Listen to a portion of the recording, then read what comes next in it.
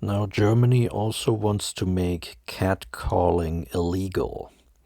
They want to criminalize men basically giving women compliments on the street. Wow. Okay. So this is a similar pattern like in UK and other countries. They're ramping up the feminist police state. And this really goes to show how men are criminalized for basically nothing. Okay. Catcalling is not the same as actual sexual abuse. Okay. They're just watering down that term. Right? Feminists have done this for years, demonizing or sort of fear mongering about catcalling, right? But I want to make another point in this video, right? Because a lot of people justify the anti-male oppression and the crackdown on men and the over-policing on men with these official crime statistics, right? For example, someone under my video, under my most recent video about the gangs of girls in UK that are terrorizing the public there and committing all kinds of crimes, including arson, theft, and murder. They were saying, yeah, but this is just a small minority of females who do this. In reality, the statistics show that men commit the vast majority of crimes or something like that. Now, needless to say, I banned that person, right? But a lot of people argue like this, right? A lot of feminists make this argument, and tradcons make this argument, etc., right? So I just typed into Google crime statistics by gender, and the feminist AI, of course, spits out stuff like this. Men are overwhelming more likely to be arrested, convicted, and incarcerated for crimes, particularly violent offenses, while women are more often victims of sexual assaults and intimate partner violence. No, this is a load of horse shit. I mean, it is true that men are more arrested, right, and incarcerated, but women are not more victims of sexual assault and intimate partner violence. And a lot of people look at these types of statistics and conclude from that men are more criminal and more violent and more aggressive and more dangerous, right? But these statistics are actually very misleading and limited and biased. Because what you have to understand is that who gets more policed ends up more in these statistics, right? From the same feminist AI. Stop and search practices can affect recorded crime statistics and lead to biased outcomes, especially when disproportionately targeting certain racialized communities. For example, racialized communities, but also gender, right? When we look at who is more policed, who's more stopped and searched, it is overwhelmingly men, okay? The police and the public's eye goes more after men than women. So that means men's criminality and also men's supposed criminality, because sometimes men get falsely accused, actually very often. That is basically out in the open. Meanwhile, women's criminality is underreported, underrecorded, and overlooked, and therefore doesn't appear in these crime statistics, which makes them invalid or misleading at best, right? For example, this study shows an experiment which shows how perceived dangerousness is leading more to people wanting offenders to have a longer prison sentence and be punished more harshly, right? It says right here, results show that participants consistently recommend longer sentences, higher fines, and indicated greater support for post-release sanctions for male offenders, right? So we live in this feedback loop where men are being perceived as more dangerous, as more violent, and that leads to these crime statistics, this over-policing, okay, and this crackdown on men, which in turn leads to this perceived dangerousness of men, and the cycle continues, rinse and repeat. And we know that people in general have an anti-male bias and a pro-female bias. What people need to understand is that women are just as capable, if not more capable, of crimes, including violent and sexual crimes, right? Here's, for example, this YouTube channel, Women of Crime, which highlights a lot of cases, right? For example, female teachers sexually abusing boys, teenage boys, right? Grooming them and psychologically and sexually abusing them. Or there are cases like this where a Californian woman stabbed her boyfriend 108 times, and instead of going to prison, she is sentenced to probation and community service.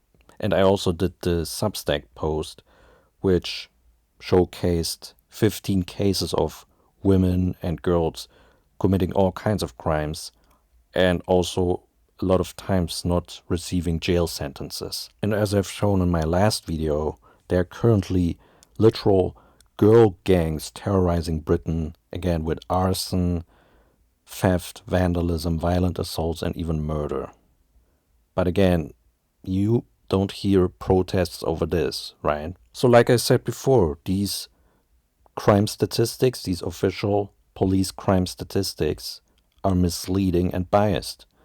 Like I said, people are less likely to report female offenders compared with male offenders. And when it comes to stop and searches of men versus women, the disparity is insane, actually. Okay, even The Guardian admits this, right, or shows this at least. In 2024, there were roughly 60,000 searches of women.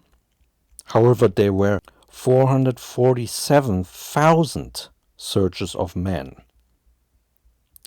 That means men are stopped and searched 8 times. 8 times more by the police than women. 8 times more policed, more stopped and searched, and more gone after by the police than women. Do you understand the crime statistics now?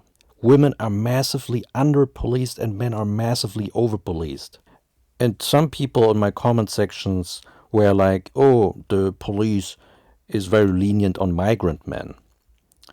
Oh, that's really interesting. So migrant men are even more over-policed than white men. Roughly 3 times more stopped and searched than white men. But the police is very lenient on migrant men. Yeah, right. Okay. And here's also American data which shows similar patterns, right? So in 2015, women were 27% of the arrested versus 73% of men. And 44% of all those contacted by the police, and 37% of those stopped and searched on the street versus 63% of men stopped and searched by the police on the street. Okay, so again, it shows that men compared to women are massively over-policed and women are under-policed. And you might say, oh, this has something to do with men just being more dangerous, so the police has to look more at men. They're the bigger risk factor or whatever, right? However, as I will show, this has nothing to do with this. This has something to do with police bias. So for example, here's this paper, Police Beliefs About Women Who Offend. Quote, both police and non-police respondents saw women offenders as less fundamentally bad than male offenders, as more similar to non-offenders, and as more trustworthy than male offenders. So this proves that the police is fundamentally biased against men and is biased in favor of women, which is why the police goes more after men than women, okay? Which leads to higher arrest rates, which leads to these official crime statistics in the way that they are. Here's more evidence that the police is biased. Lifetime risk of being killed by police, and across all ethnic groups, men are at the greatest risk. Here's also the study sex differences in the likelihood of arrest. Controlling for offense seriousness and a variety of other factors, logistic regression results show that the probability of arrest for females was 28% lower for kidnapping, 48% lower for forcible fondling, 9% lower for simple assault, and 27% lower for intimidation than for males. So this controls for crime seriousness, okay? So you cannot tell me that the police goes more after men because men are more dangerous and commit more serious crimes. This study controls for that, okay? And it still finds this disparity. Or what about child homicides, which, as we know, is the vast majority of that is committed by mothers, right?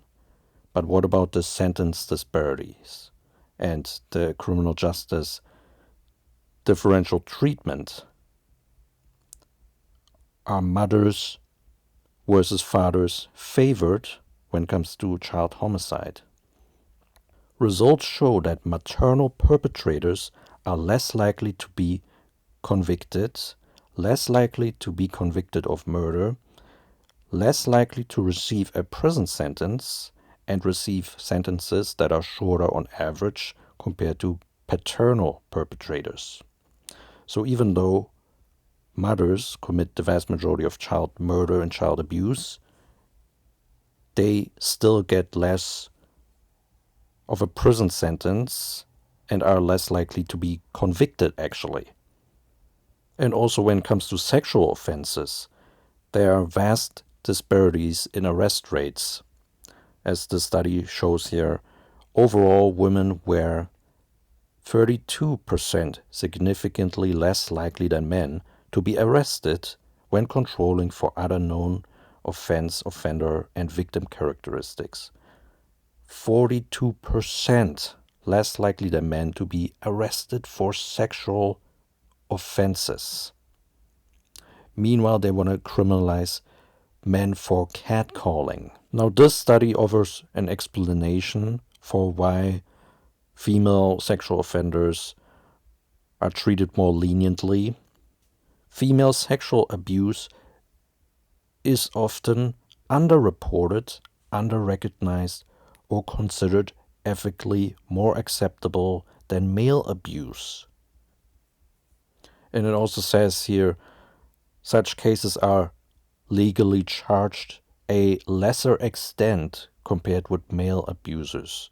So our society is so disgusting that it tolerates female sexual abuse and views it as ethically more acceptable, which again leads to the police going after these types of criminals less.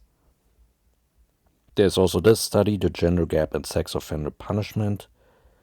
Male sex offenders are more likely to be sentenced to prison and given longer terms than female sex offenders. Findings are similar across sex offense severity and whether the offense involved a minor victim. As we all know, a sentence disparity exists for all kinds of crime, even controlling for crime history and crime severity, right? Men receive 63% longer sentences on average than women do. And sadly, not even minor victims are adequately protected from these female sex offenders. Again, they are underreported and underpoliced. and treated more leniently than male offenders by the criminal justice system. And again, keep in mind that women are more likely in jobs and occupations that have something to do with children, such as teachers, for example. And as this study shows, there are actually more female pedophiles than male pedophiles. And there's also a lot of data that, in general, women are just as likely, if not more, to be perpetrators of sexual violence, and men are just as likely, if not more, to be victims of sexual violence, often committed by women. So here is CDC data in 2012, past 12 months. In the past 12 months, 1.7% of men were made to penetrate, and 1.0% of women were raped, which means there are more male victims and more female perpetrators, because the vast majority of those that make men penetrate and basically rape men are women. And we find similar patterns internationally, not just in the West. For example, a lot of people have these false notions about the Middle East and that women are oppressed in the Middle East. Meanwhile, a 2018 review showed that when results were disaggregated by sex, report rates of all forms of violence, including sexual abuse, were usually higher among males compared with females. This was reported in Palestine, where physical or psychological maltreatment was reported by half of males and 1/3 of females.